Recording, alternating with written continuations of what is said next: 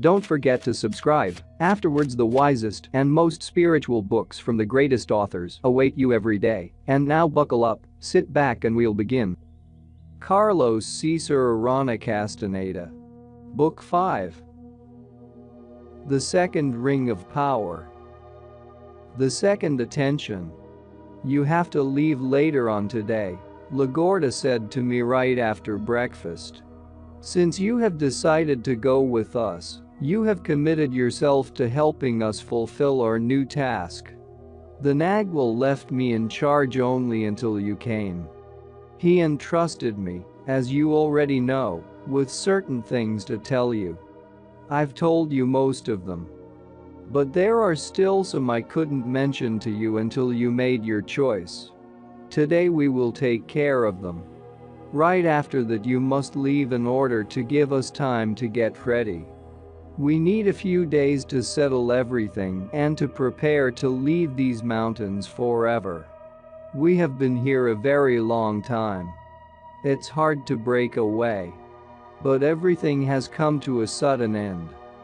The Nagwal warned us of the total change that you would bring, regardless of the outcome of your bouts, but I think no one really believed him. I fail to see why you have to change anything, I said. I've explained it to you already, she protested. We have lost our old purpose. Now we have a new one, and that new purpose requires that we become as light as the breeze. The breeze is our new mood. It used to be the hot wind. You have changed our direction. You are talking in circles, Gorda. Yes, but that's because you're empty. I can't make it any clearer. When you return, the Generos will show you the art of the stalker, and right after that all of us will leave. The Nagwal said that if you decide to be with us, the first thing I should tell you is that you have to remember your bouts with Soledad and the Little Sisters, and examine every single thing that happened to you with them, because everything is an omen of what will happen to you on your path. If you are careful and impeccable, you'll find that those bouts were gifts of power. What's Doña Soledad going to do now? She's leaving. The Little Sisters have already helped her to take her floor apart. That floor aided her to reach her attention of the Nagwal. The lines had power to do that. Each of them helped her gather a piece of that attention. To be incomplete is no handicap to reaching that attention for some warriors. Soledad was transformed because she got to that attention faster than any of us.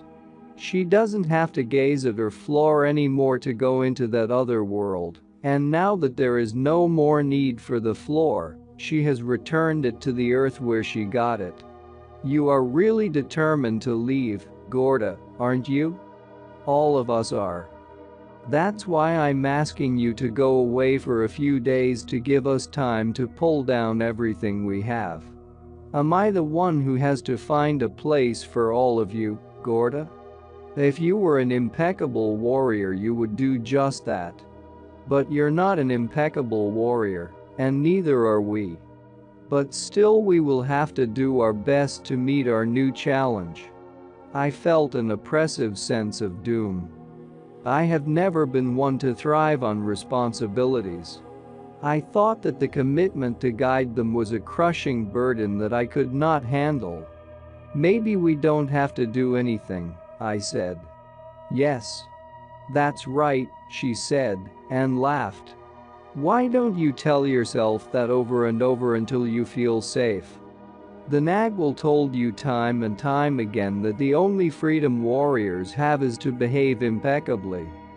She told me how the Nagwal had insisted that all of them understand that not only was impeccability freedom, but it was the only way to scare away the human form. I narrated to her the way Don Juan made me understand what was meant by impeccability. He and I were hiking one day through a very steep ravine when a huge boulder got loose from its matrix on the rock wall and came down with a formidable force and landed on the floor of the canyon, 20 or 30 yards from where we were standing. The size of the boulder made its fall a very impressive event. Don Juan seized the opportunity to create a dramatic lesson. He said that the force that rules our destinies is outside of ourselves and has nothing to do with our acts or volition. Sometimes that force would make us stop walking on our way and bend over to tie our shoelaces, as I had just done. And by making us stop, that force makes us gain a precious moment. If we had kept on walking, that enormous boulder would have most certainly crushed us to death. Some other day, however, in another ravine the same outside deciding force would make us stop again to bend over and tie our shoelaces, while another boulder would get loose precisely above where we are standing. By making us stop, that force would have made us lose a precious moment. That time, if we had kept on walking, we would have saved ourselves. Don Juan said that in view of my total lack of control over the forces which decide my destiny, my only possible freedom in that ravine consisted in my tying my shoelaces impeccably. LaGorda seemed to be moved by my account. For an instant she held my face in her hands from across the table. Impeccability for me is to tell you, at the right time, what the Nagual told me to tell you, she said. But power has to time perfectly what I have to reveal to Jan, or it won't have any effect. She paused in a dramatic fashion. Her delay was very studied but terribly effective with me. What is it? I asked desperately. She did not answer. She took me by the arm and led me to the area just outside the front door. She made me sit on the hard packed ground with my back against a thick pole about 1.5 feet high that looked like a tree stump, which had been planted in the ground almost against the wall of the house. There was a row of 5 such poles planted about 2 feet apart. I had meant to ask LaGorda what their function was. My first impression had been that a former owner of the house had tied animals to them.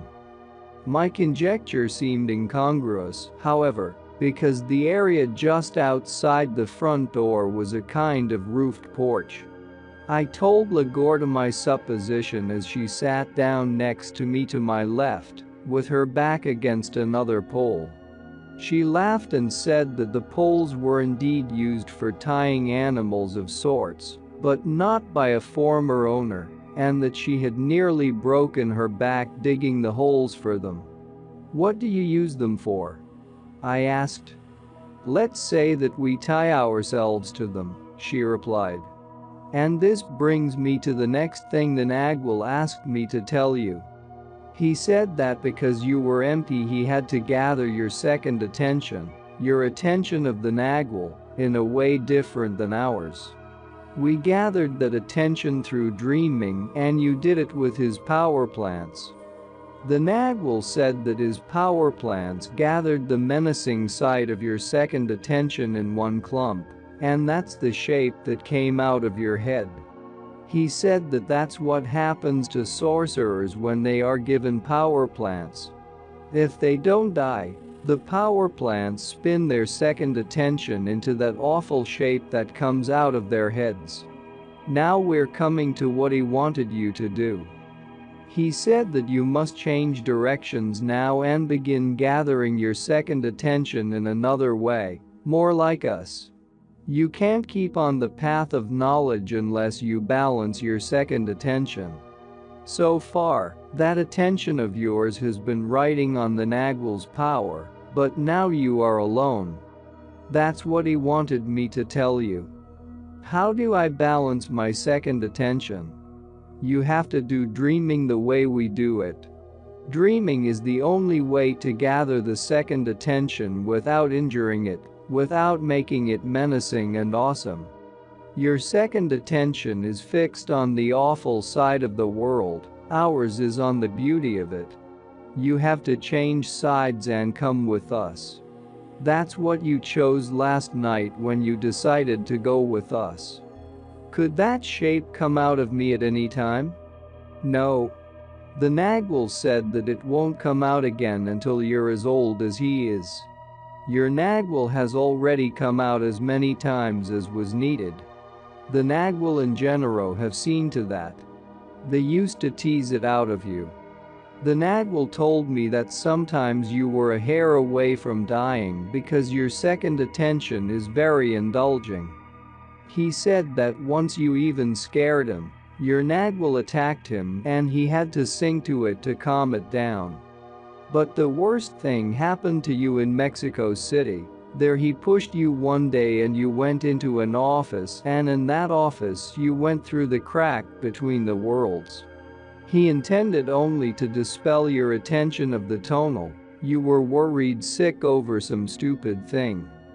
But when he shoved you, your whole tonal shrunk and your entire being went through the crack. He had a hellish time finding you. He told me that for a moment he thought you had gone farther than he could reach. But then he saw you roaming around aimlessly and he brought you back. He told me that you went through the crack around 10 in the morning. So, on that day, 10 in the morning became your new time. My new time for what? For everything? If you remain a man, you will die around that time.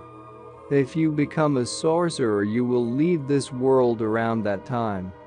Eligio also went on a different path, a path none of us knew about. We met him just before he left. Eligio was a most marvelous dreamer. He was so good that the Nagwal and Genero used to take him through the crack, and he had the power to withstand it, as if it were nothing.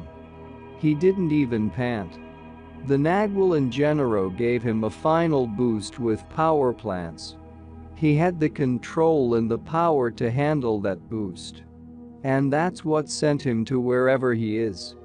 The Generos told me that Eligio jumped with Benigno. Is that true? Sure. By the time Eligio had to jump, his second attention had already been in that other world. The Nagwal said that yours had also been there, but that for you it was a nightmare because you had no control. He said that his power plants had made you lopsided. They had made you cut through your attention of the tonal and had put you directly in the realm of your second attention, but without any mastery over that attention. The Nagwal didn't give power plants to Eligio until the very last. Do you think that my second attention has been injured, Gorda? The Nagwal never said that. He thought you were dangerously crazy, but that has nothing to do with power plants. He said that both of your attentions are unmanageable. If you could conquer them, you'd be a great warrior. I wanted her to tell me more on the subject. She put her hand on my writing pad and said that we had a terribly busy day ahead of us, and we needed to store energy in order to withstand it. We had, therefore, to energize ourselves with the sunlight. She said that the circumstances required that we take the sunlight with the left eye. She began to move her head slowly from side to side as she glanced directly into the sun through her half-closed eyes. A moment later, Lydia, Rosa, and Josefina joined us. Lydia sat to my right, Josefina sat next to her, while Rosa sat next to Lagorda. All of them were resting their backs against the poles. I was in the middle of the row. It was a clear day. The sun was just above the distant range of mountains. They started moving their heads in perfect synchronization. I joined them and had the feeling that I too had synchronized my motion with theirs. They kept it up for about a minute and then stopped. All of them wore hats and used the brims to protect their faces from the sunlight when they were not bathing their eyes in it. Lagorda had given me my old hat to wear. We sat there for about half an hour.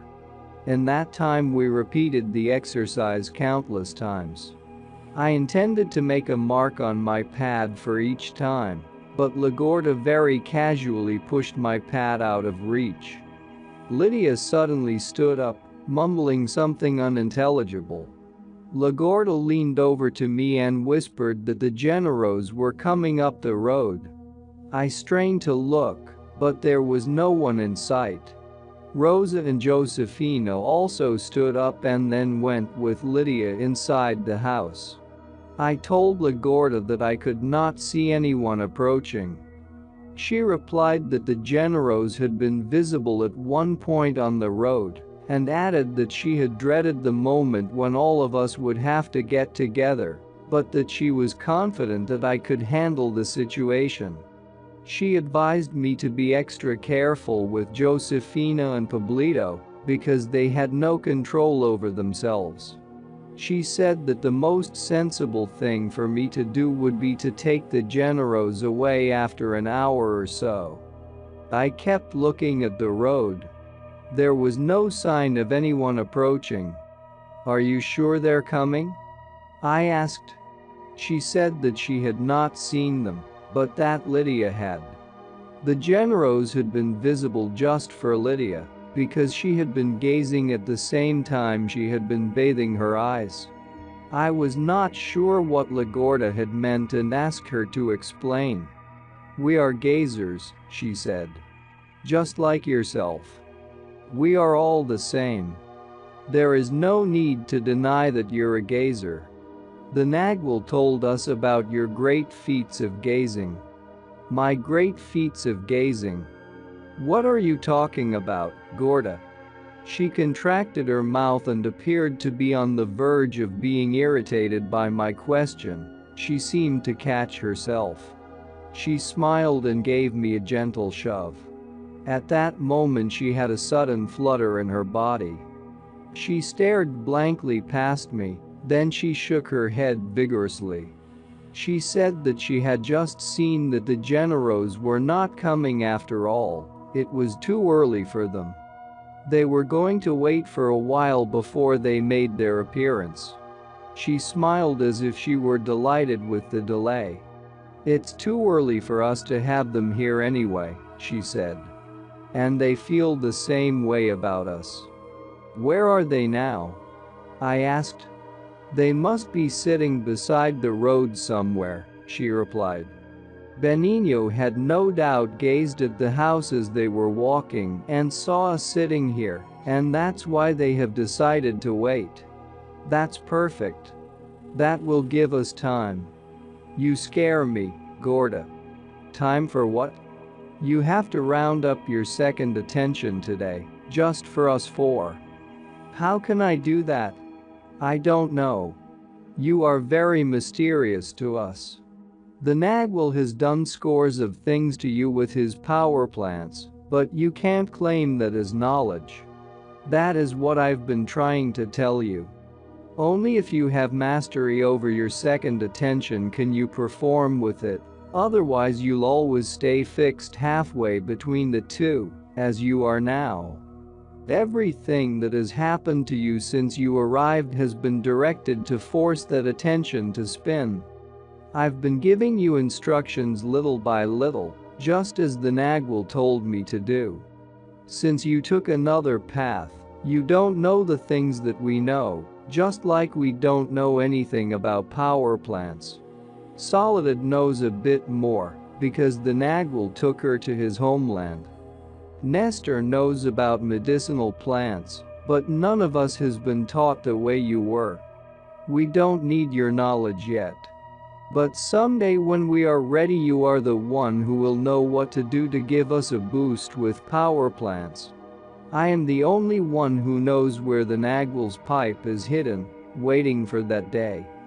The Nagwal's command is that you have to change your path and go with us. That means that you have to do dreaming with us and stalking with the Generos. You can't afford any longer to be where you are, on the awesome side of your second attention. Another jolt of your nagual coming out of you could kill you. The nagual told me that human beings are frail creatures composed of many layers of luminosity. When you see them, they seem to have fibers, but those fibers are really layers, like an onion. Jolts of any kind separate those layers and can even cause human beings to die. She stood up and led me back to the kitchen. We sat down facing each other. Lydia, Rosa and Josefina were busy in the yard. I could not see them, but I could hear them talking and laughing. The nagual said that we die because our layers become separated, Lagorda said. Jolts are always separating them, but they get together again. Sometimes, though, the jolt is so great that the layers get loose and can't get back together anymore. Have you ever seen the layers, Gorda? Sure. I saw a man dying in the street. The nagual told me that you also found a man dying, but you didn't see his death. The nagual made me see the dying man's layers. They were like the peels of an onion. When human beings are healthy, they are like luminous eggs, but if they are injured, they begin to peel, like an onion. The nagual told me that your second attention was so strong sometimes that it pushed all the way out. He and Gennaro had to hold your layers together, otherwise you would have died. That's why he figured that you might have enough energy to get your nagual out of you twice. He meant that you could hold your layers together by yourself twice. You did it more times than that, and now you are finished. You have no more energy to hold your layers together in case of another jolt. The nagual has entrusted me to take care of everyone. In your case, I have to help you to tighten your layers. The nagual said that death pushes the layers apart.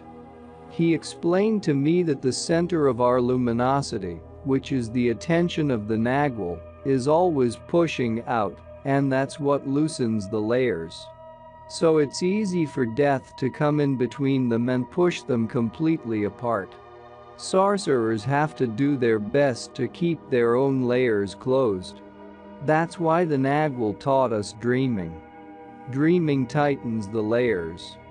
When sorcerers learn dreaming, they tie together their two attentions, and there is no more need for that center to push out.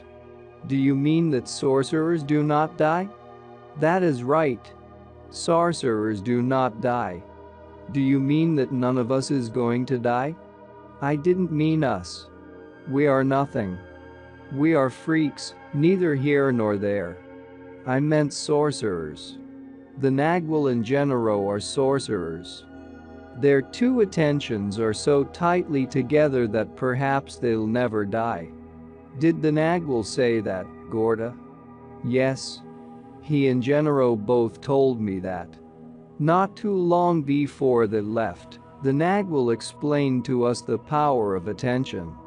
I never knew about the tonal in the nagual until then. Lagorda recounted the way Don Juan had instructed them about that crucial tonal-nagual dichotomy. She said that one day the nagual had all of them gather together in order to take them for a long hike to a desolate, rocky valley in the mountains. He made a large, heavy bundle with all kinds of items. He even put Pablito's radio in it. He then gave the bundle to Josefina to carry and put a heavy table on Pablito's shoulders, and they all started hiking. He made all of them take turns carrying the bundle and the table as they hiked nearly 40 miles to that high, desolate place. When they arrived there, the nagual made Pablito set the table in the very center of the valley. Then he asked Josefina to arrange the contents of the bundle on the table. When the table was filled, he explained to them the difference between the tonal and the nagual, in the same terms he had explained it to me in a restaurant in Mexico City, except that in their case his example was infinitely more graphic. He told them that the tonal was the order that we are aware of in our daily world, and also the personal order that we carry through life on our shoulders, like they had carried that table in the bundle. The personal tonal of each of us was like the table in that valley, a tiny island filled with the things we are familiar with. The Nagwal, on the other hand, was the inexplicable source that held that table in place and was like the vastness of that deserted valley. He told them that sorcerers were obligated to watch their tonals from a distance in order to have a better grasp of what was really around them. He made them walk to a ridge from where they could view the whole area. From there the table was hardly visible. He then made them go back to the table and had them all loom over it, in order to show that an average man does not have the grasp that a sorcerer has, because an average man is right on top of his table, holding onto every item on it. He then made each of them, one at a time, casually look at the objects on the table, and tested their recall by taking something and hiding it, to see if they had been attentive. All of them passed the test with flying colors. He pointed out to them that their ability to remember so easily the items on that table was due to the fact that all of them had developed their attention of the tonal, or their attention over the table. He next asked them to look casually at everything that was on the ground underneath the table, and tested their recall by removing the rocks, twigs or whatever else was there. None of them could remember what they had seen under the table. The Nagwal then swept everything off the top of the table and made each of them, one at a time, lie across it on their stomachs and carefully examine the ground underneath. He explained to them that for a sorcerer the Nagwal was the area just underneath the table. Since it was unthinkable to tackle the immensity of the Nagwal, as exemplified by that vast desolate place, sorcerers took as their domain of activity the area directly below the island of the tonal, as graphically shown by what was underneath that table. That area was the domain of what he called the second attention, or the attention of the Nagwal, or the attention under the table. That attention was reached only after warriors had swept the top of their tables clean. He said that reaching the second attention made the two attentions into a single unit, and that unit was the totality of oneself. Lagorda said that his demonstration was so clear to her that she understood at once why the Nagwal had made her clean her own life, sweep her island of the tonal, as he had called it. She felt that she had indeed been fortunate in having followed every suggestion that he had put to her. She was still a long way from unifying her two attentions, but her diligence had resulted in an impeccable life, which was, as he had assured her, the only way for her to lose her human form. Losing the human form was the essential requirement for unifying the two attentions. The attention under the table is the key to everything sorcerers do, she went on. In order to reach that attention, the Nagwal and Genero taught us dreaming, and you were taught about power plants. I don't know what they did to you to teach you how to trap your second attention with power plants, but to teach us how to do dreaming, the Nagwal taught us gazing. He never told us what he was really doing to us. He just taught us to gaze. We never knew that gazing was the way to trap our second attention. We thought gazing was just for fun.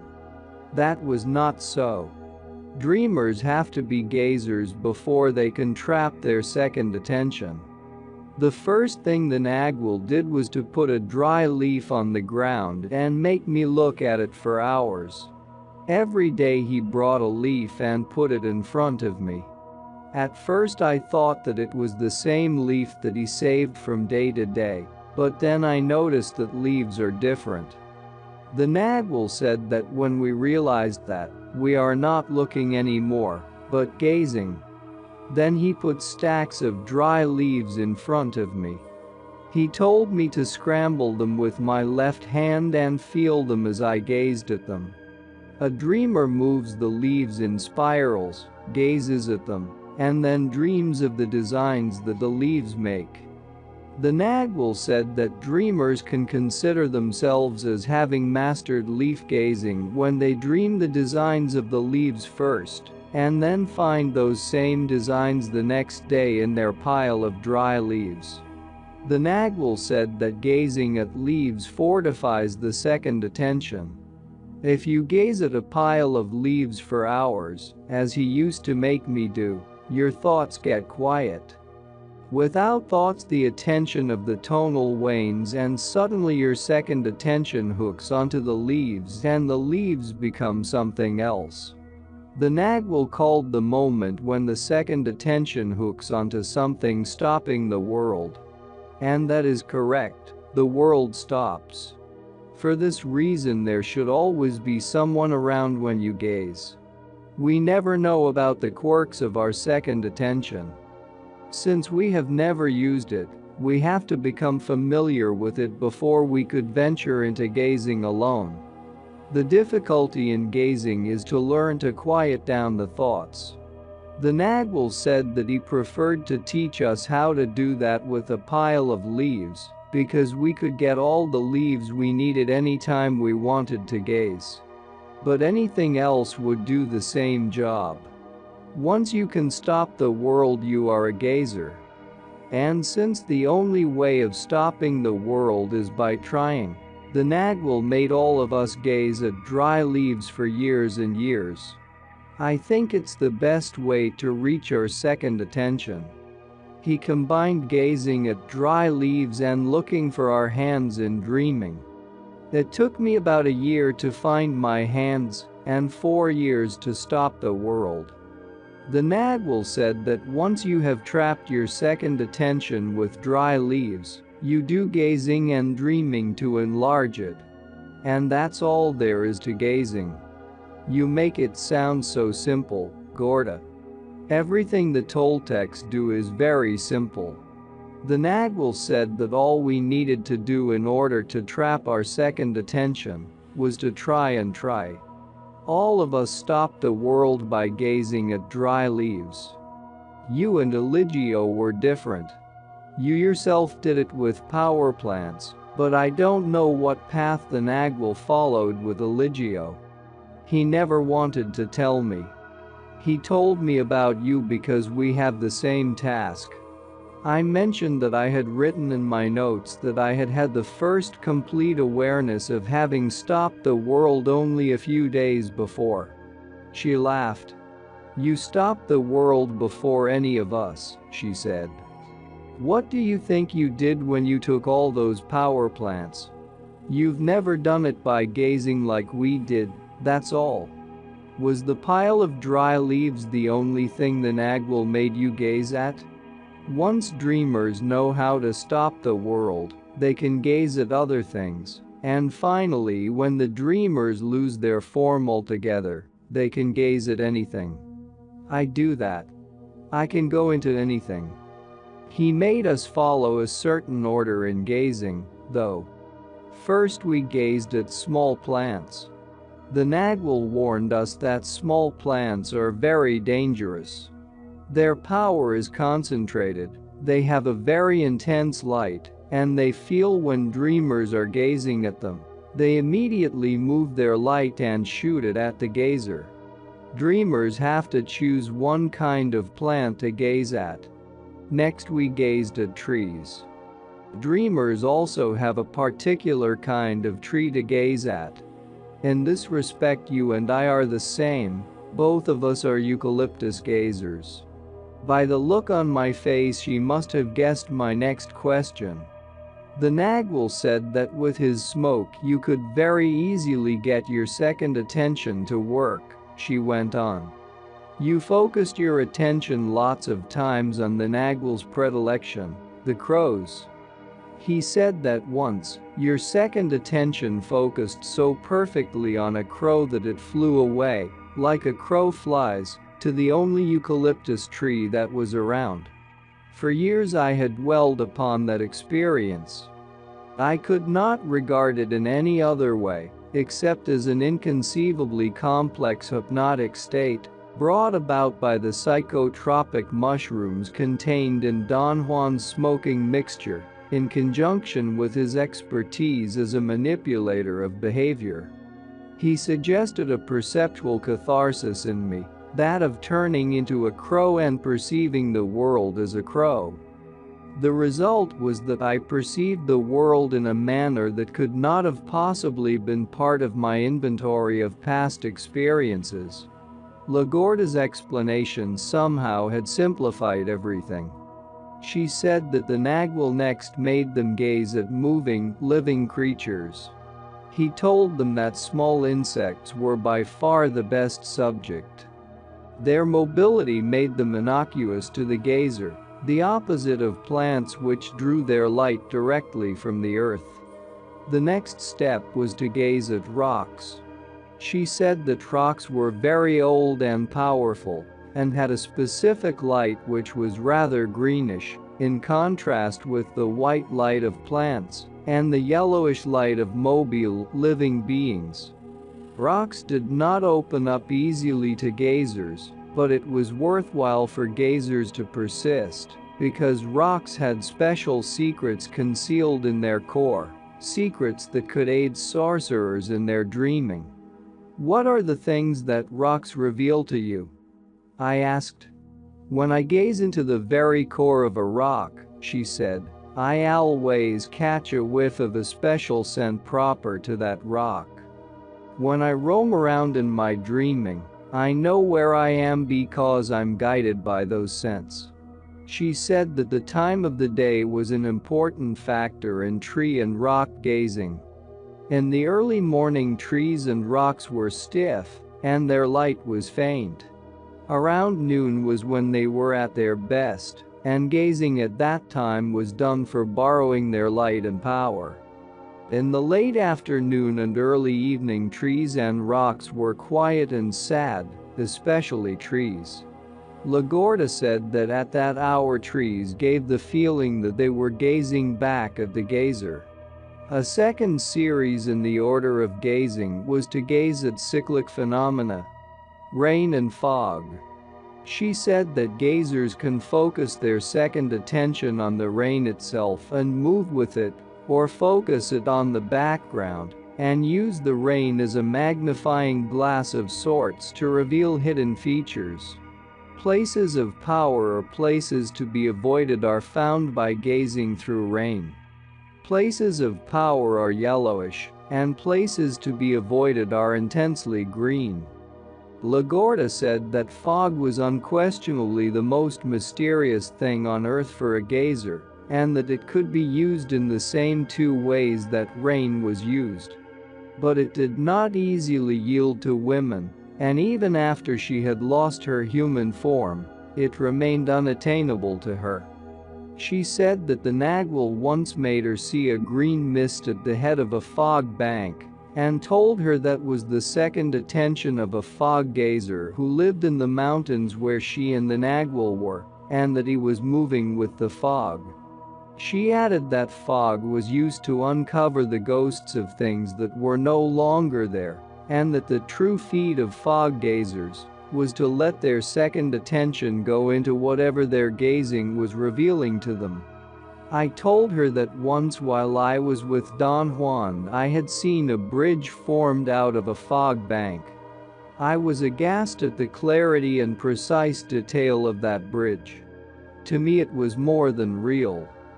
The scene was so intense and vivid that I had been incapable of forgetting it. Don Juan's comments had been that I would have to cross that bridge someday. "I know about it," she said. "The Nagual told me that someday when you have mastery over your second attention, you'll cross that bridge with that attention, the same way you flew like a crow with that attention." He said that if you become a sorcerer, a bridge will form for you out of the fog, and you will cross it and disappear from this world forever. Just like he himself has done. Did he disappear like that, over a bridge? Not over a bridge. But you witnessed how he and Gennaro stepped into the crack between the worlds in front of your very eyes. Nestor said that only Gennaro waved his hand to say goodbye the last time you saw them. The Nagwal did not wave because he was opening the crack.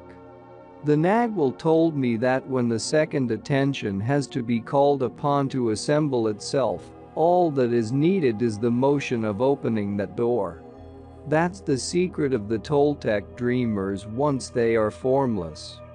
I wanted to ask her about Don Juan and Don Gennaro stepping through that crack. She made me stop with a light touch of her hand on my mouth. She said that another series was distance and cloud gazing. And both, the effort of gazers was to let their second attention go to the place they were gazing at. Thus, they covered great distances or wrote on clouds. In the case of cloud gazing, the Nagwal never permitted them to gaze at thunderheads. He told them that they had to be formless before they could attempt that feat, and that they could not only write on a thunderhead, but on a thunderbolt itself. Lagorda laughed and asked me to guess who would be daring and crazy enough actually to try gazing at thunderheads. I could think of no one else but Josefina. Lagorda said that Josefina tried gazing at thunderheads every time she could when the Nagwal was away, until one day a thunderbolt nearly killed her. Gennaro was a thunderbolt sorcerer, she went on. His first two apprentices, Benigno and Nestor, were singled out for him by his friend the Thunder. He said that he was looking for plants in a very remote area where the Indians are very private and don't like visitors of any kind. They had given Gennaro permission to be on their lands since he spoke their language. Gennaro was picking some plants when it began to rain. There were some houses around, but the people were unfriendly and he didn't want to bother them.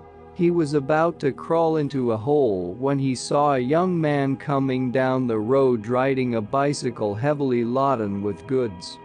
It was Benigno, the man from the town, who dealt with those Indians. His bicycle got stuck in the mud, and right there a thunderbolt struck him. Gennaro thought that he had been killed. People in the houses had seen what happened and came out. Benigno was more scared than hurt, but his bicycle and all his merchandise were ruined. Gennaro stayed with him for a week and cured him. Almost the same thing happened to Nestor. He used to buy medicinal plants from Gennaro, and one day he followed him into the mountains to see where he picked his plants, so he wouldn't have to pay for them anymore. Gennaro went very far into the mountains on purpose. He intended to make Nestor get lost. It wasn't raining, but there were thunderbolts, and suddenly a thunderbolt struck the ground and ran over the dry ground like a snake. It ran right between Nestor's legs and hit a rock 10 yards away. Gennaro said that the bolt had charred the inside of Nestor's legs. His testicles were swollen and he got very ill. Gennaro had to cure him for a week right in those mountains. By the time Benigno and Nestor were cured, they were also hooked. Men have to be hooked. Women don't need that. Women go freely into anything. That's their power and at the same time their drawback. Men have to be led and women have to be contained. She giggled and said that no doubt she had a lot of maleness in her, for she needed to be led, and that I must have a lot of femaleness in me, for I needed to be contained. The last series was fire, smoke and shadow gazing. She said that for a gazer, fire is not bright but black, and so is smoke. Shadows, on the other hand, are brilliant and have color and movement in them. There were two more things that were kept separate, star and water gazing. Stargazing was done by sorcerers who have lost their human form. She said that she had fared very well at stargazing, but could not handle gazing at water, especially running water, which was used by formless sorcerers to gather their second attention and transport it to any place they needed to go. All of us are terrified of water, she went on. A river gathers the second attention and takes it away, and there is no way of stopping. The Nagwal told me about your feats of water gazing. But he also told me that one time you nearly disintegrated in the water of a shallow river, and that you can't even take a bath now. Don Juan had made me stare at the water of an irrigation ditch behind his house various times, while he had me under the influence of his smoking mixture. I had experienced inconceivable sensations. Once I saw myself all green as if I were covered with algae. After that he recommended that I avoid water. Has my second attention been injured by water? I asked. It has, she replied. You are a very indulging man. The Nagwal warned you to be cautious, but you went beyond your limits with running water. The Nagwal said that you could have used water like no one else, but it wasn't your fate to be moderate. She pulled her bench closer to mine. That's all there is to gazing, she said. But there are other things I must tell you before you leave. What things, Gorda? First of all, before I say anything, you must round up your second attention for the little sisters and me. I don't think I can do that. Lagorda stood up and went into the house. She came back a moment later with a small thick round cushion made out of the same natural fiber used in making nets. Without saying a word, she led me again to the front porch. She said that she had made that cushion herself for her comfort when she was learning to gaze, because the position of the body was of great importance while one was gazing. One had to sit on the ground on a soft mat of leaves or on a cushion made out of natural fibers. The back had to be propped against a tree or a stump or a flat rock. The body had to be thoroughly relaxed. The eyes were never fixed on the object in order to avoid tiring them. The gaze consisted in scanning very slowly the object gazed at, going counterclockwise, but without moving the head. She added that the Nagwal had made them plant those thick poles so they could use them to prop themselves. She had me sit on her cushion and prop my back against a pole. She told me that she was going to guide me in gazing at a power spot that the Nagwal had in the round hills across the valley. She hoped that by gazing at it, I would get the necessary energy to round up my second attention. She sat down very close to me, to my left, and began giving me instructions. Almost in a whisper she told me to keep my eyelids half closed and stare at the place where two enormous round hills converged. There was a narrow, steep water canyon there. She said that that particular gazing consisted of 4 separate actions.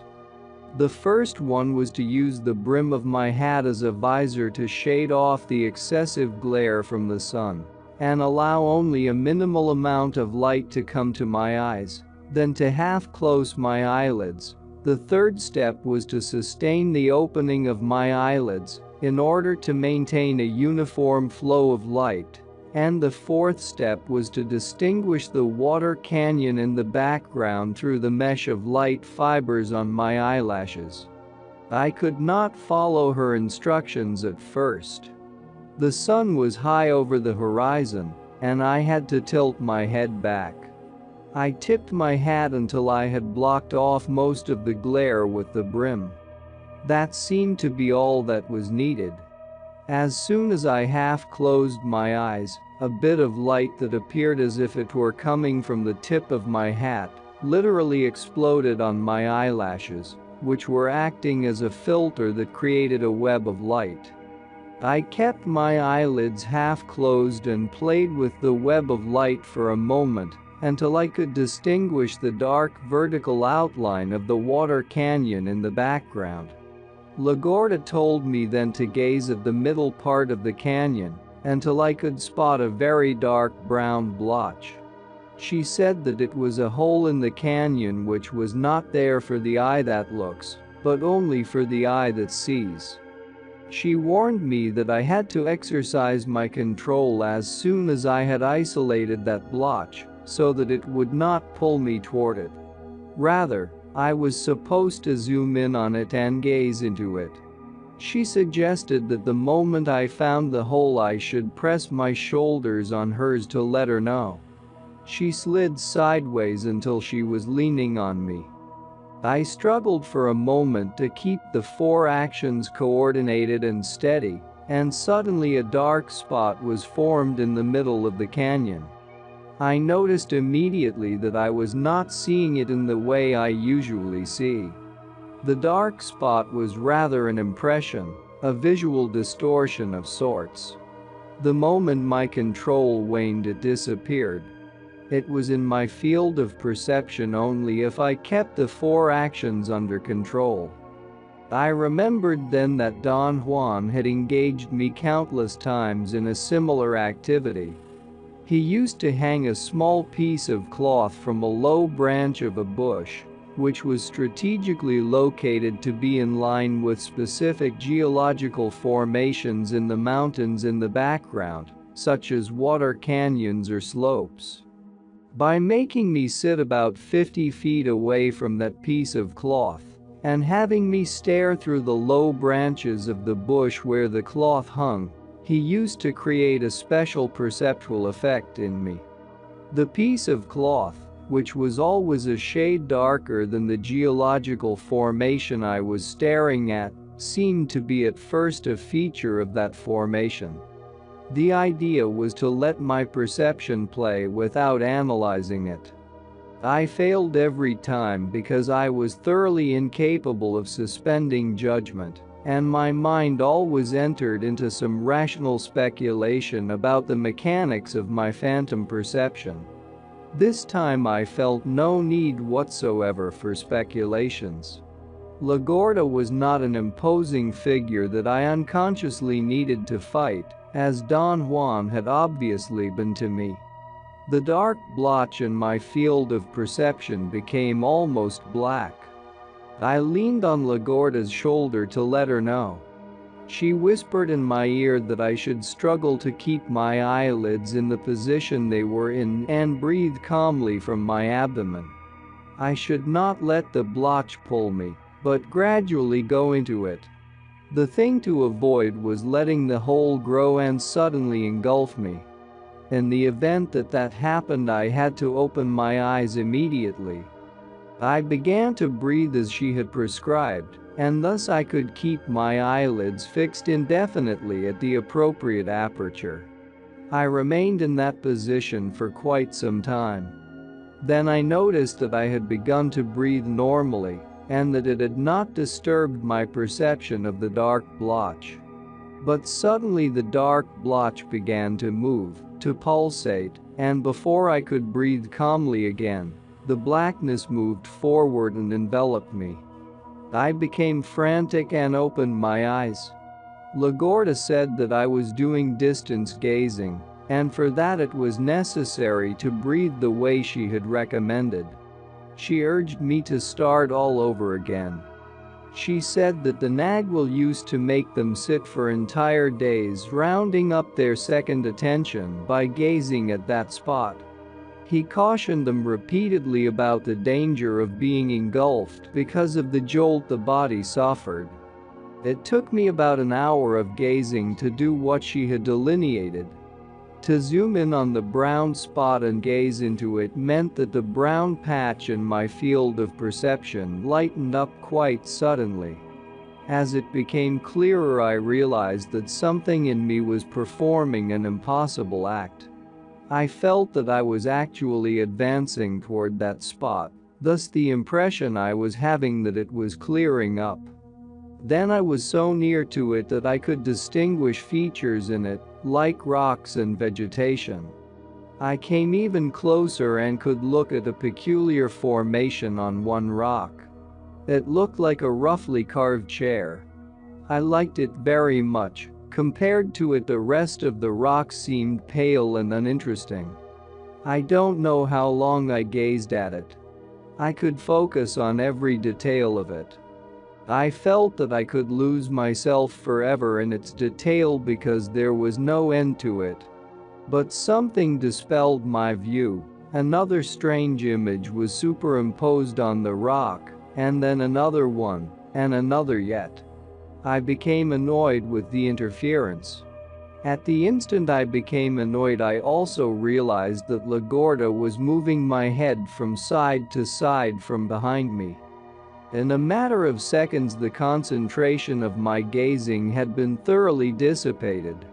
Lagorda laughed and said that she understood why I had caused the Nagwal such an intense concern. She had seen for herself that I indulged beyond my limits. She sat against a pole next to me and said that she and the little sisters were going to gaze into the Nagwal's power place. She then made a piercing bird call. A moment later, the little sisters came out of the house and sat down to gaze with her. Their gazing mastery was obvious. Their bodies acquired a strange rigidity. They did not seem to be breathing at all. Their stillness was so contagious that I caught myself half closing my eyes and staring into the hills. Gazing had been a true revelation to me. In performing it, I had corroborated some important issues of Don Juan's teachings. Lagorda had delineated the task in a definitely vague manner. To zoom in on it was more a command than a description of a process, and yet it was a description, providing that one essential requirement had been fulfilled. Don Juan had called that requirement stopping the internal dialogue.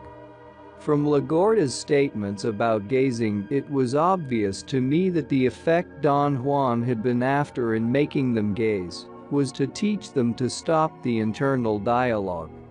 Lagorda had expressed it as quieting down the thoughts.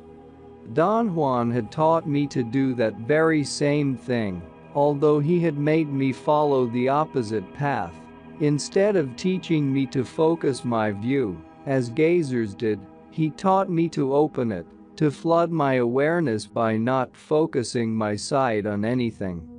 I had to sort of feel with my eyes everything in the 180-degree range in front of me, while I kept my eyes unfocused just above the line of the horizon. It was very difficult for me to gaze, because it entailed reversing that training. As I tried to gaze, my tendency was to open up. The effort of keeping that tendency in check, however, made me shut off my thoughts. Once I had turned off my internal dialogue, it was not difficult to gaze as Lagorda had prescribed. Don Juan had asserted time and time again that the essential feature of his sorcery was shutting off the internal dialogue. In terms of the explanation Lagorda had given me about the two realms of attention, stopping the internal dialogue was an operational way of describing the act of disengaging the attention of the tonal. Don Juan had also said that once we stop our internal dialogue, we also stop the world. That was an operational description of the inconceivable process of focusing our second attention. He had said that some part of us is always kept under lock and key because we are afraid of it, and that to our reason, that part of us was like an insane relative that we keep locked in a dungeon. That part was, in Lagorda's terms, our second attention, and when it finally could focus on something, the world stopped. Since we, as average men, know only the attention of the tonal, it is not too far-fetched to say that once that attention is cancelled, the world indeed has to stop. The focusing of our wild, untrained second attention has to be, perforce, terrifying. Don Juan was right in saying that the only way to keep that insane relative from bursting in on us was by shielding ourselves with our endless internal dialogue. LaGorda and the little sisters stood up after perhaps 30 minutes of gazing. LaGorda signaled me with her head to follow them. They went to the kitchen. LaGorda pointed to a bench for me to sit on. She said that she was going up the road to meet the Generos and bring them over. She left through the front door. The little sisters sat around me. Lydia volunteered to answer anything I wanted to ask her. I asked her to tell me about her gazing into Don Juan's power spot, but she did not understand me. "I'm a distance and shadow gazer," she said. "After I became a gazer, the Nagual made me start all over again and had me gaze this time at the shadows of leaves and plants and trees and rocks. Now I never look at anything anymore, I just look at their shadows. Even if there is no light at all, there are shadows, even at night there are shadows. Because I'm a shadow gazer, I'm also a distance gazer. I can gaze at shadows even in the distance. The shadows in the early morning don't tell much. The shadows rest at that time. So it's useless to gaze very early in the day. Around 6 in the morning the shadows wake up, and they are best around 5 in the afternoon. Then they are fully awake. What do the shadows tell you? Everything I want to know. They tell me things because they have heat or cold, or because they move, or because they have colors. I don't know yet all the things that colors and heat and cold mean. The Nagual left it up to me to learn. How do you learn?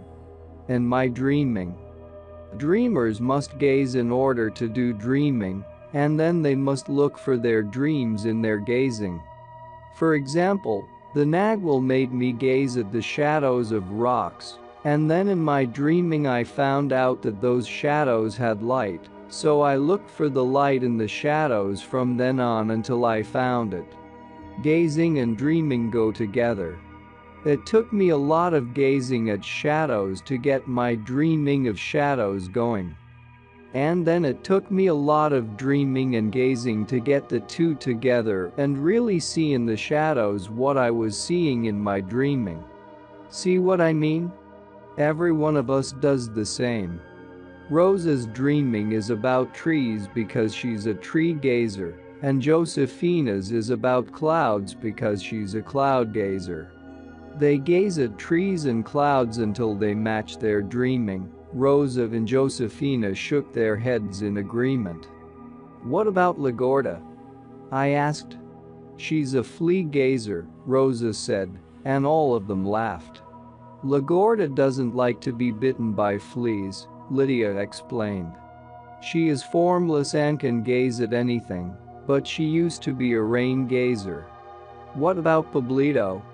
He gazes at women's crotches, Rosa answered with a deadpan expression. They laughed. Rosa slapped me on the back. I understand that since he's your partner he's taking after you, she said. They banged on the table and shook the benches with their feet as they laughed. Pablito is a rock gazer, Lydia said. Nestor is a rain and plant gazer, and Benigno is a distance gazer. But don't ask me any more about gazing because I will lose my power if I tell you more. How come LaGorda tells me everything? LaGorda lost her form, Lydia replied. Whenever I lose mine I'll tell you everything too. But by then you won't care to hear it. You care only because you're stupid like us. The day we lose our form we'll all stop being stupid. Why do you ask so many questions when you know all this? Rosa asked. Because he's like us, Lydia said. He's not a true Nagual. He's still a man. She turned and faced me. For an instant her face was hard and her eyes piercing and cold, but her expression softened as she spoke to me. "You and Pablito are partners," she said. "You really like him, don't you?" I thought for a moment before I answered. I told her that somehow I trusted him implicitly. For no overt reason at all, I had a feeling of kinship with him. "You like him so much that you fouled him up," she said in an accusing tone. "On that mountaintop where you jumped, he was getting to his second attention by himself, and you forced him to jump with you." "I only held him by the arm," I said in protest. "A sorcerer doesn't hold another sorcerer by the arm," she said. "Each of us is very capable. You don't need any of us three to help you. Only a sorcerer who sees and is formless can help. On that mountaintop where you jumped, you were supposed to go first. Now Pablito is tied to you. I suppose you intended to help us in the same way. God, the more I think about you, the more I despise you." Rosa and Josefina mumbled their agreement. Rosa stood up and faced me with rage in her eyes. She demanded to know what I intended to do with them. I said that I intended to leave very soon. My statement seemed to shock them. They all spoke at the same time. Lydia's voice rose above the others. She said that the time to leave had been the night before, and that she had hated it the moment I decided to stay. Josefina began to yell obscenities at me. I felt a sudden shiver and stood up and yelled at them to be quiet with a voice that was not my own. They looked at me horrified. I tried to look casual, but I had frightened myself as much as I had frightened them. At that moment Lagorda stepped out to the kitchen, as if she had been hiding in the front room, waiting for us to start a fight. She said that she had warned all of us not to fall into one another's webs. I had to laugh at the way she scolded us as if we were children. She said that we owed respect to each other, that respect among warriors was a most delicate matter. The little sisters knew how to behave like warriors with each other, so did the generos among themselves, but when I would come into either group, or when the two groups got together, all of them ignored their warriors' knowledge and behaved like slobs. We sat down. Lagorda sat next to me. After a moment's pause, Lydia explained that she was afraid I was going to do to them what I had done to Pablito. Lagorda laughed and said that she would never let me help any of them in that manner. I told her that I could not understand what I had done to Pablito that was so wrong. I had not been aware of what I had done, and if Nestor had not told me, I would never have known that I had actually picked Pablito up. I even wondered if Nestor had perhaps exaggerated a bit, or that maybe he had made a mistake. Lagorda said that the witness would not make a stupid mistake like that, much less exaggerate it, and that the witness was the most perfect warrior among them. "Sorcerers don't help one another like you helped Pablito," she went on. "You behaved like a man in the street. The Nagual had taught us all to be warriors. He said that a warrior had no compassion for anyone. For him, to have compassion meant that you wished the other person to be like you, to be in your shoes, and you lent a hand just for that purpose. You did that to Pablito. The hardest thing in the world is for a warrior to let others be. When I was fat, I worried because Lydia and Josefina did not eat enough. I was afraid that they would get ill and die from not eating. I did my utmost to fatten them, and I meant only the best. The impeccability of a warrior is to let them be and to support them in what they are. That means, of course, that you trust them to be impeccable warriors themselves. But what if they are not impeccable warriors? I said. Then it's your duty to be impeccable yourself and not say a word, she replied. The Nagwal said that only a sorcerer who sees and is formless can afford to help anyone. That's why he helped us and made us what we are. You don't think that you can go around picking people up off the street to help them, do you? Don Juan had already put me face to face with the dilemma that I could not help my fellow beings in any way. In fact, to his understanding, every effort to help on our part was an arbitrary act guided by our own self-interest alone. One day when I was with him in the city, I picked up a snail that was in the middle of the sidewalk and tucked it safely under some vines. I was sure that if I had left it in the middle of the sidewalk, people would sooner or later have stepped on it. I thought that by moving it to a safe place I had saved it. Don Juan pointed out that my assumption was a careless one because I had not taken into consideration two important possibilities. One was that the snail might have been escaping a sure death by poison under the leaves of the vine, and the other possibility was that the snail had enough personal power to cross the sidewalk. By interfering, I had not saved the snail, but only made it lose whatever it had so painfully gained. I wanted, of course, to put the snail back where I had found it, but he did not let me. He said that it was the snail's fate that an idiot crossed its path and made it lose its momentum. If I left it where I had put it, it might be able again to gather enough power to go wherever it was going. I thought I had understood his point. Obviously, I had only given him a shallow agreement. The hardest thing for me was to let others be. I told them the story. Lagorda patted my back. We're all pretty bad, she said. All 5 of us are awful people who don't want to understand. I've gotten rid of most of my ugly side, but not all of it yet. We are rather slow, and in comparison to the Generos we are gloomy and domineering. The Generos, on the other hand, are all like Genero. There is very little awfulness in them. The little sisters shook their heads in agreement. You are the ugliest among us, Lydia said to me. I don't think we're that bad in comparison to you. Lagorda giggled and tapped my leg as if telling me to agree with Lydia. I did, and all of them laughed like children. We remained silent for a long time. I'm getting now to the end of what I had to tell you, Lagorda said all of a sudden. She made all of us stand up. She said that they were going to show me the Toltec warrior's power stand. Lydia stood by my right side, facing me. She grabbed my hand with her right hand, palm to palm, but without interlocking the fingers.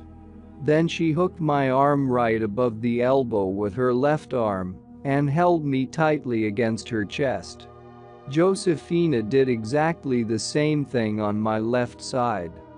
Rosa stood face to face with me and hooked her arms under my armpits and grabbed my shoulders. Lagorda came from behind me and embraced me at my waist, interlocking her fingers over my navel. All of us were about the same height, and they could press their heads against my head. Lagorda spoke very softly behind my left ear, but loud enough for all of us to hear her. She said that we were going to try to put our second attention in the Nagwal's power place, without anyone or anything prodding us. This time there was no teacher to aid us or allies to spur us. We were going to go there just by the force of our desire. I had the invincible urge to ask her what I should do. She said that I should let my second attention focus on what I had gazed at. She explained that the particular formation which we were in was a Toltec power arrangement. I was at that moment the center and binding force of the four corners of the world. Lydia was the east, the weapon that the Toltec warrior holds in his right hand. Rosa was the north, the shield harnessed on the front of the warrior. Josefina was the west, the spirit catcher that the warrior holds in his left hand. And Lagorda was the south, the basket which the warrior carries on his back, and where he keeps his power objects. She said that the natural position of every warrior was to face the north, since he had to hold the weapon, the east, in his right hand. But the direction that we ourselves had to face was the south, slightly toward the east. Therefore, the act of power that the Nagwal had left for us to perform was to change directions. She reminded me that one of the first things that the Nagwal had done to us was to turn our eyes to face the southeast. That had been the way he had enticed our second attention to perform the feat which we were going to attempt then. There were two alternatives to that feat. One was for all of us to turn around to face the south, using me as an axis, and in so doing change around the basic value and function of all of them. Lydia would be the west, Josefina, the east, Rosa, the south, and she, the north. The other alternative was for us to change our direction and face the south, but without turning around. That was the alternative of power, and it entailed putting on our second face. I told Lagorda that I did not understand what our second face was. She said that she had been entrusted by the Nagwal to try getting the second attention of all of us bundled up together, and that every Toltec warrior had two faces and faced two opposite directions. The second face was the second attention. Lagorda suddenly released her grip. All the others did the same. She sat down again and motioned me to sit by her. The little sisters remained standing. Lagorda asked me if everything was clear to me. It was, and at the same time it was not. Before I had time to formulate a question, she blurted out that one of the last things the Nagwal had entrusted her to tell me was that I had to change my direction by summing up my second attention together with theirs and put on my power face to see what was behind me. Lagorda stood up and motioned me to follow her. She led me to the door of their room. She gently pushed me into the room. Once I had crossed the threshold, Lydia, Rosa, Josefina and she joined me, in that order, and then Lagorda closed the door. The room was very dark. It did not seem to have any windows. Lagorda grabbed me by the arm and placed me in what I thought was the center of the room.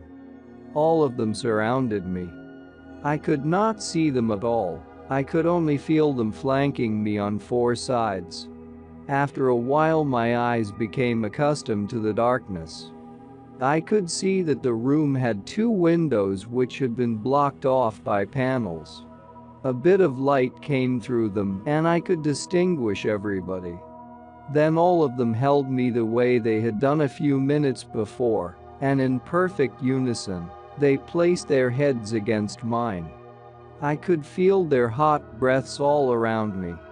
I closed my eyes in order to sum up the image of my gazing. I could not do it.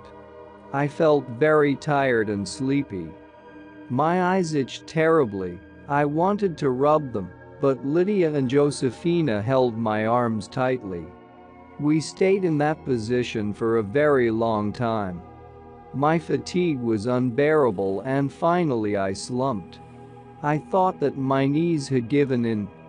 I had the feeling that I was going to collapse on the floor and fall asleep right there. But there was no floor. In fact, there was nothing underneath me. My fright upon realizing that was so intense that I was fully awake in an instant. A force greater than my fright, however, pushed me back into that sleepy state again. I abandoned myself. I was floating with them like a balloon. It was as if I had fallen asleep and was dreaming, and in that dream I saw a series of disconnected images.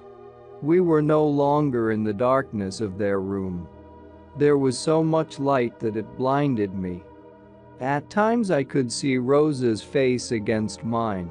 Out of the corner of my eyes, I could also see Lydia's and Josefina's. I could feel their foreheads pressed hard against my ears. And then the image would change, and I would see instead Lagorda's face against mine. Every time that happened, she would put her mouth on mine and breathe. I did not like that at all. Some force in me tried to get loose. I felt terrified. I tried to push all of them away. The harder I tried, the harder they held me. That convinced me that Lagorda had tricked me and had finally led me into a death trap. But contrary to the others, Lagorda had been an impeccable player.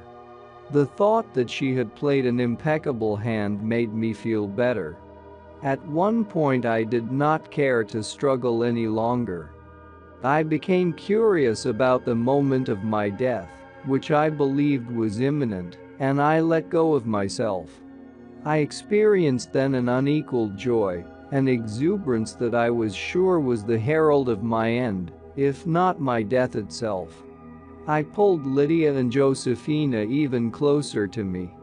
At that moment Lagorda was in front of me. I did not mind that she was breathing in my mouth. In fact, I was surprised that she stopped then. The instant she did, all of them also stopped pressing their heads on mine. They began to look around, and by so doing they also freed my head. I could move it. Lydia, Lagorda and Josefina were so close to me that I could see only through the opening in between their heads. I could not figure out where we were. One thing I was certain of, we were not standing on the ground. We were in the air. Another thing I knew for sure was that we had shifted our order. Lydia was to my left and Josefina to my right. Lagorda's face was covered with perspiration, and so were Lydia's and Josefina's. I could only feel Rosa behind me. I could see her hands coming from my armpits and holding onto my shoulders. Lagorda was saying something I could not hear. She enunciated her words slowly as if she were giving me time to read her lips, but I got caught up in the details of her mouth. At one instant I felt that the four of them were moving me. They were deliberately rocking me. That forced me to pay attention to Lagorda's silent words. I clearly read her lips this time. She was telling me to turn around. I tried, but my head seemed to be fixed. I felt that someone was biting my lips. I watched Lagorda. She was not biting me, but she was looking at me as she mouthed her command to turn my head around. As she talked, I also felt that she was actually licking my entire face or biting my lips and cheeks. Lagorda's face was somehow distorted. It looked big and yellowish. I thought that perhaps since the whole scene was yellowish, her face was reflecting that glow. I could almost hear her ordering me to turn my head around.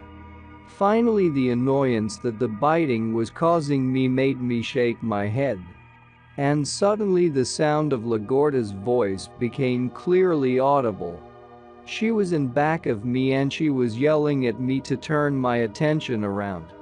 Rose was the one who was licking my face. I pushed her away from my face with my forehead.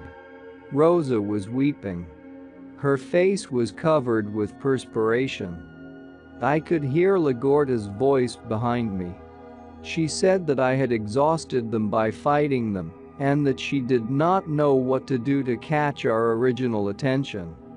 The little sisters were whining. My thoughts were crystal clear. My rational processes, however, were not deductive. I knew things quickly and directly, and there was no doubt of any sort in my mind. For instance, I knew immediately that I had to go back to sleep again, and that would make us plummet down. But I also knew that I had to let them bring us to their house. I was useless for that. If I could focus my second attention at all, it had to be on a place that Don Juan had given me in northern Mexico. I had always been able to picture it in my mind like nothing else in the world. I did not dare to sum up that vision. I knew that we would have ended up there. I thought that I had to tell Lagorda what I knew, but I could not talk. Yet some part of me knew that she understood. I trusted her implicitly and I fell asleep in a matter of seconds. In my dream I was looking at the kitchen of their house. Pablito, Nestor and Benigno were there. They looked extraordinarily large and they glowed. I could not focus my eyes on them because a sheet of transparent plastic material was in between them and myself. Then I realized that it was as if I were looking at them through a glass window while somebody was throwing water on the glass. Finally the glass shattered and the water hit me in the face. Pablito was drenching me with a bucket. Nestor and Benigno were also standing there. Lagorda, the little sisters and I were sprawled on the ground in the yard behind the house. The generos were drenching us with buckets of water. I sprang up. Either the cold water or the extravagant experience I had just been through had invigorated me. Lagorda and the little sisters put on a change of clothes that the generos must have laid out in the sun. My clothes had also been neatly laid on the ground. I changed without a word. I was experiencing the peculiar feeling that seems to follow the focusing of the second attention. I could not talk, or rather I could talk, but I did not want to. My stomach was upset. Lagorda seemed to sense it and pulled me gently to the area in back of the fence. I became ill. Lagorda and the little sisters were affected the same way.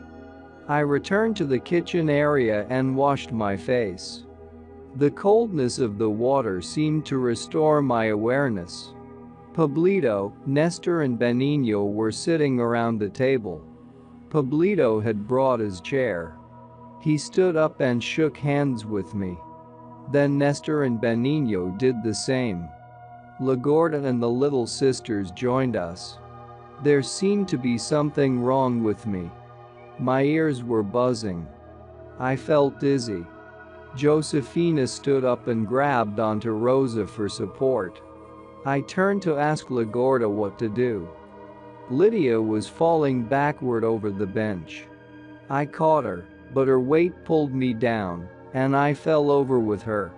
I must have fainted. I woke up suddenly. I was lying on a straw mat in the front room. Lydia, Rosa and Josefina were sound asleep next to me. I had to crawl over them to stand up. I nudged them but they did not wake up. I walked out to the kitchen. Lagorda was sitting with the generos around the table. "Welcome back," Pablito said. He added that Lagorda had woken up a short while before. I felt that I was my old self again. I was hungry. Lagorda gave me a bowl of food. She said that they had already eaten. After eating I felt perfect in every respect, except I could not think as I usually do. My thoughts had quieted down tremendously. I did not like that state. I noticed then that it was late afternoon. I had a sudden urge to jog in place facing the sun, the way Don Juan used to make me do. I stood up and Lagorda joined me. Apparently she had had the same idea. Moving like that made me perspire. I got winded very quickly and returned to the table. Lagorda followed me. We sat down again. The generos were staring at us. Lagorda handed me my writing pad. "The Nagwal here got us lost," Lagorda said. The moment she spoke, I experienced a most peculiar bursting. My thoughts came back to me in an avalanche. There must have been a change in my expression, for Pablito embraced me, and so did Nestor and Benigno. "The Nagwal is going to live," Pablito said loudly. Lagorda also seemed delighted. She wiped her forehead in a gesture of relief. She said that I had nearly killed all of them and myself with my terrible tendency to indulge. "To focus the second attention is no joke," Nestor said. "What happened to us, Gorda?" I asked. "We got lost," she said. "You began to indulge in your fear and we got lost in that immensity. We couldn't focus our attention of the tonal anymore. But we succeeded in bundling up our second attention with yours, and now you have two faces." Lydia, Rosa and Josefina stepped out into the kitchen at that moment. They were smiling and seemed as fresh and vigorous as ever. They helped themselves to some food. They sat down and nobody uttered a word while they ate. The moment the last one had finished eating, Lagorda picked up where she had left off. "Now you're a warrior with two faces," she went on. "The Nagwal said that all of us have to have two faces to fare well in both attentions. He and Genero helped us to round up our second attention and turned us around so we could face in two directions, but they didn't help you, because to be a true Nagwal, you have to claim your power all by yourself. You're still a long way from that, but let's say that now you're walking upright instead of crawling, and when you've regained your completeness and have lost your form, you'll be gliding." Benigno made a gesture with his hand of a plane in flight and imitated the roar of the engine with his booming voice. The sound was truly deafening. Everybody laughed. The little sisters seemed to be delighted. I had not been fully aware until then that it was late afternoon. I said to Lagorda that we must have slept for hours, for we had gone into their room before noon. She said that we had not slept long at all, that most of that time we had been lost in the other world, and that the Generos had been truly frightened and despondent, because there was nothing they could do to bring us back. I turned to Nestor and asked him what they had actually done or seen while we were gone. He stared at me for a moment before answering. "We brought a lot of water to the yard," he said, pointing to some empty oil barrels. "Then all of you staggered into the yard and we poured water on you, that's all." "Did we come out of the room?" I asked him. Benigno laughed loudly. Nestor looked at Lagorda as if asking for permission or advice. "Did we come out of the room?" Lagorda asked. "No," Nestor replied. Lagorda seemed to be as anxious to know as I was, and that was alarming to me. She even coaxed Nestor to speak. "You came from nowhere," Nestor said. "I should also say that it was frightening. All of you were like fog. Pablito saw you first. You may have been in the yard for a long time, but we didn't know where to look for you. Then Pablito yelled and all of us saw you. We have never seen anything like that." "What did we look like?" I asked. The Generos looked at one another. There was an unbearably long silence. The little sisters were staring at Nestor with their mouths open. "You were like pieces of fog caught in a web," Nestor said. "When we poured water on you, you became solid again." I wanted him to keep on talking, but Lagorda said that there was very little time left, for I had to leave at the end of the day, and she still had things to tell me.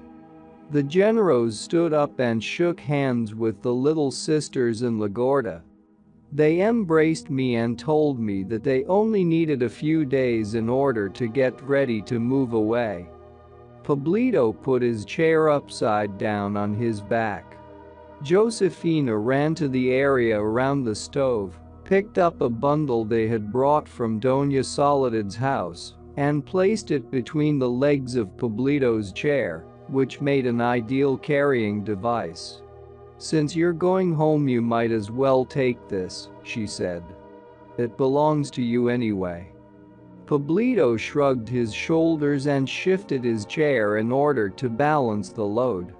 Nestor signaled Benigno to take the bundle, but Pablito would not let him.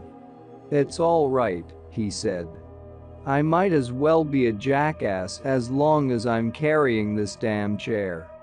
"Why do you carry it, Pablito?" I asked. "I have to store my power," he replied. "I can't go around sitting on just anything. Who knows what kind of a creep sat there before me?" He cackled and made the bundle wiggle by shaking his shoulders. After the Generos left, Lagorda explained to me that Pablito began his crazy involvement with his chair to tease Lydia. He did not want to sit where she had sat, but he had gotten carried away, and since he loved to indulge, he would not sit anywhere else except on his chair. "He's capable of carrying it through life," Lagorda said to me with great certainty. "He's almost as bad as you. He's your partner. You'll carry your writing pad through life, and he'll carry his chair. What's the difference? Both of you indulge more than the rest of us." The little sisters surrounded me and laughed, patting me on the back. "It's very hard to get into our second attention," Lagorda went on, "and to manage it when you indulge as you do is even harder. The Nagual said that you should know how difficult that managing is better than any of us. With his power plants, you learn to go very far into that other world. That's why you pulled us so hard today that we nearly died. We wanted to gather our second attention on the Nagual's spot, and you plunged us into something we didn't know. We are not ready for it, but neither are you. You can't help yourself, though, the power plants made you that way." The Nagual was right. All of us have to help you contain your second attention, and you have to help all of us to push ours. Your second attention can go very far, but it has no control. Ours can go only a little bit, but we have absolute control over it. Lagorda and the little sisters, one by one, told me how frightening the experience of being lost in the other world had been. "The Nagual told me," Lagorda went on, "that when he was gathering your second attention with his smoke, you focused it on a gnat, and then the little gnat became the guardian of the other world for you." I told her that that was true. At a request, I narrated to them the experience Don Juan had made me undergo. With the aid of his smoking mixture, I had perceived a gnat as a 100-foot-high, horrifying monster that moved with incredible speed and agility.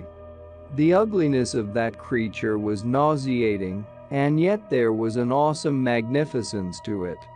I also had had no way to accommodate that experience in my rational scheme of things. The only support for my intellect was my deep-seated certainty that one of the effects of the psychotropic smoking mixture was to induce me to hallucinate the size of the gnat.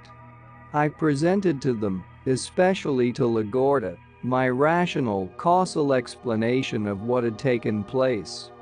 They laughed. "There are no hallucinations," Lagorda said in a firm tone. "If anybody suddenly sees something different, something that was not there before, it is because that person's second attention has been gathered, and that person is focusing it on something. Now, whatever is gathering that person's attention might be anything. Maybe it's liquor, or maybe it's madness, or maybe it's the Nagual's smoking mixture. You saw a gnat and it became the guardian of the other world for you. And do you know what that other world is? That other world is the world of our second attention. The Nagwal thought that perhaps your second attention was strong enough to pass the guardian and go into that world. But it wasn't.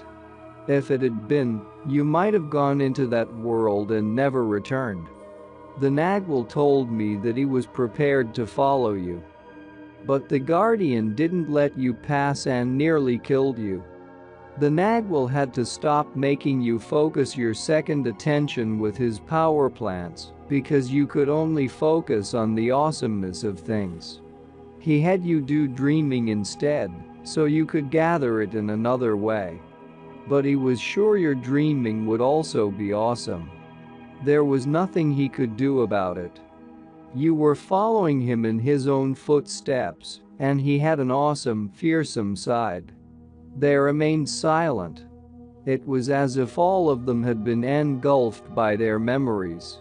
Lagorda said that the Nagwal had once pointed out to me a very special red insect in the mountains of his homeland. She asked me if I remembered it. I did remember it. Years before, Don Juan had taken me to an area unknown to me in the mountains of northern Mexico. With extreme care, he showed me some round insects, the size of a ladybug. Their backs were brilliantly red. I wanted to get down on the ground and examine them, but he would not let me. He told me that I should watch them without staring until I had memorized their shape, because I was supposed to remember them always. He then explained some intricate details of their behavior, making it sound like a metaphor. He was telling me about the arbitrary importance of our most cherished mores. He pointed out some alleged mores of those insects and pitted them against ours. The comparison made the importance of our beliefs look ridiculous. Just before he and General left, Lagorda went on, "The Nagwal took me to that place in the mountains where those little bugs lived. I had already been there once, and so had everyone else. The Nagwal made sure that all of us knew those little creatures, although he never let us gaze at them. While I was there with him, he told me what to do with you and what I should tell you. I've already told you most of what he asked me to, except for this last thing.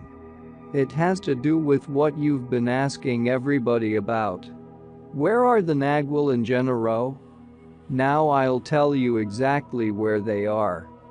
The Nagwal said that you will understand this better than any of us. None of us has ever seen the Guardian. None of us has ever been in that yellow sulfur world where he lives. You are the only one among us who has. The Nagwal said that he followed you into that world when you focused your second attention on the Guardian.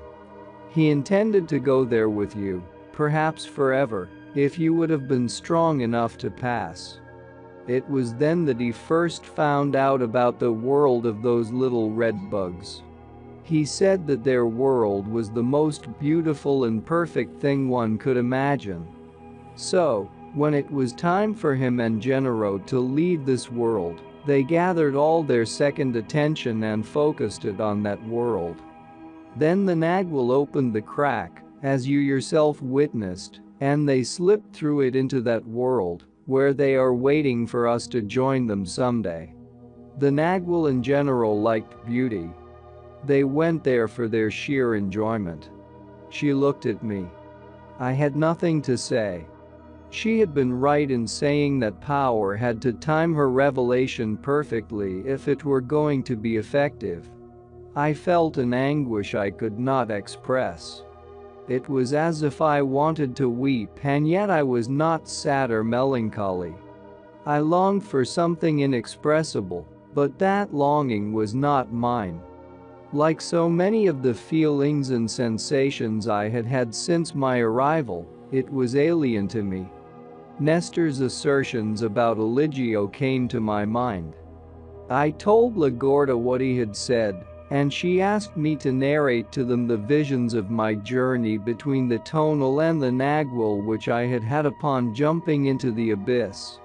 When I finished, they all seemed frightened. Lagorda immediately isolated my vision of the dome. The Nagwal told us that our second attention would someday focus on that dome, she said. That day we will be all second attention, just like the Nagwal and Genero are, and that day we will join them. Do you mean, Gorda, that we will go as we are? I asked. Yes, we will go as we are. The body is the first attention, the attention of the tonal. When it becomes the second attention, it simply goes into the other world. Jumping into the abyss gathered all your second attention for a while. But Eligio was stronger, and his second attention was fixed by that jump.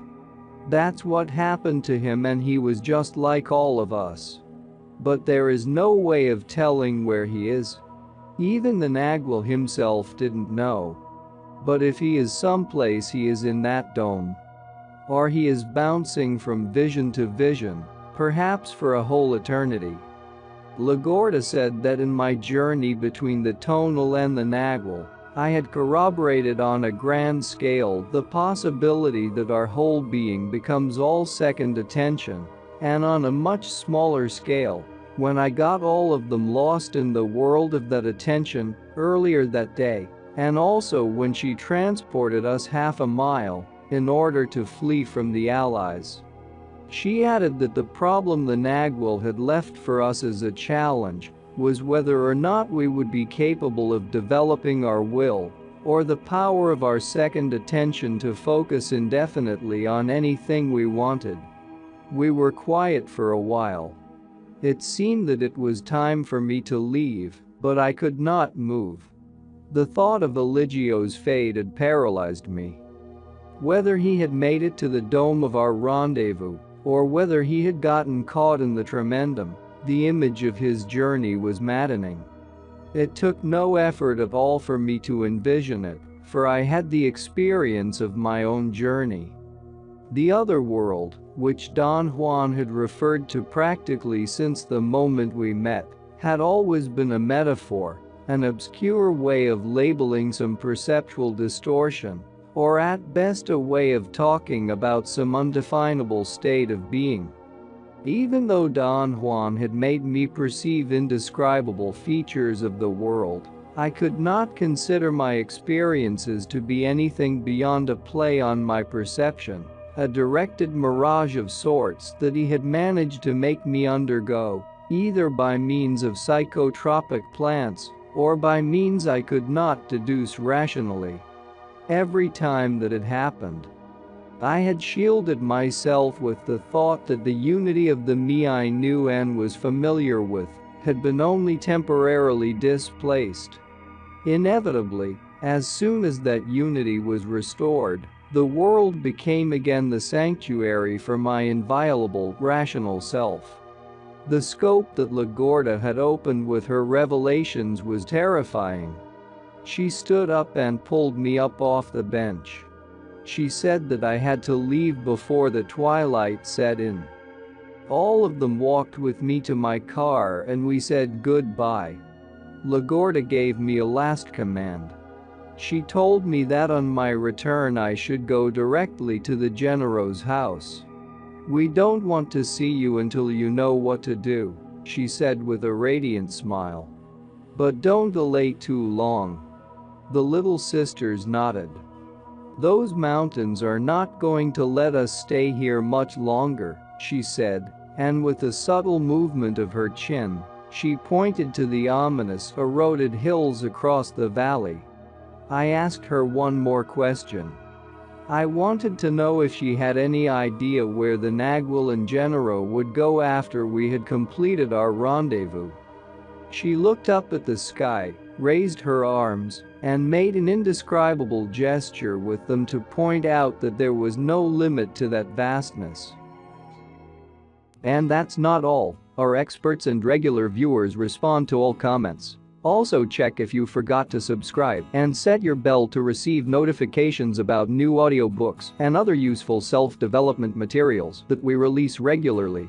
Join in the discussions, don't forget to give likes and, if possible and inspired, support the development of the channel financially. All useful links will be in the description and the first attached comment. Goodness, love and wisdom to all. And now move on to watch the next part of the video at the links below, or choose something from the playlists of the channel and those you see on the screen.